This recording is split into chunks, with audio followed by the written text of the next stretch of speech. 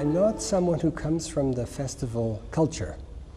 And what I've seen over the years, over the decades, is festivals growing in importance.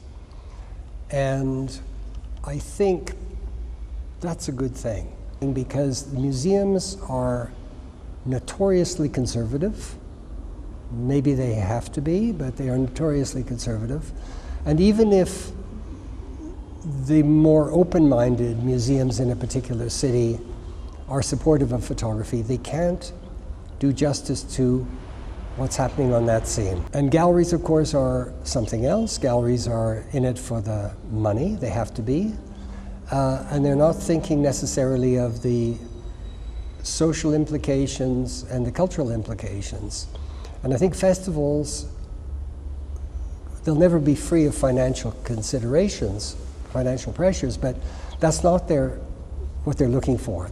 They seem to be looking for a kind of what's happening now and what's happening of importance now in the world around them.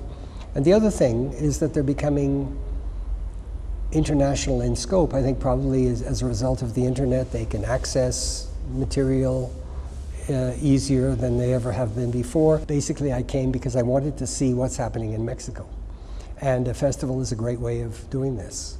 I mean, there are two mechanisms that are of use in the contemporary photography world. One is the art fair, something like Photo London, Paris Photo, and so on, where you have galleries coming together en masse, and in a few days you can see a huge amount of what's happening. And then festivals, same reason, but I can't travel to so many of them.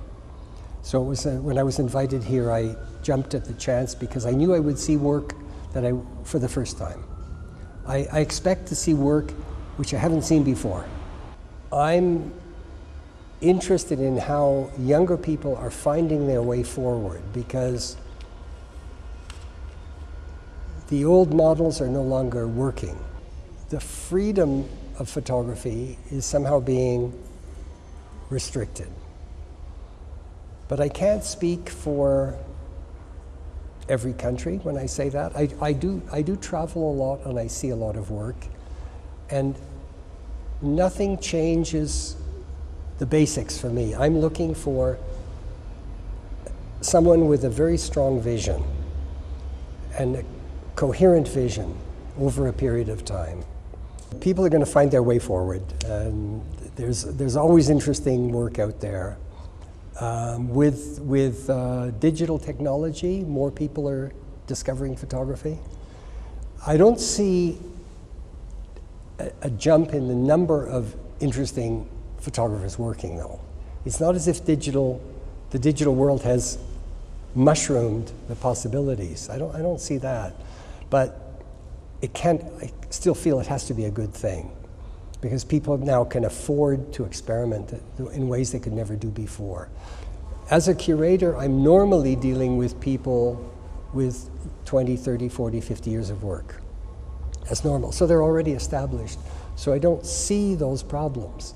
But sometimes I work with much younger people, and then they tell me what those problems are. It's very difficult to make a living. I don't know anybody who's just doing it because it's a business. They just love it, and they believe in their artists. But they can only handle a fraction of the people out there, the good people out there.